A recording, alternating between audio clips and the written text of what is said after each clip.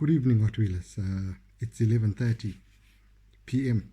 New Zealand time. All the kids are sleeping, and I thought I'd give it a go. I've got a 1:64 grandstand that I bought off AliExpress, so I'm going to give it a shot and try and assemble it.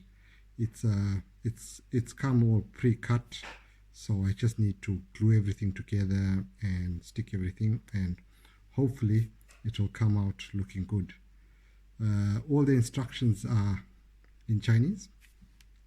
I speak English and a little bit of Indebele or Zulu.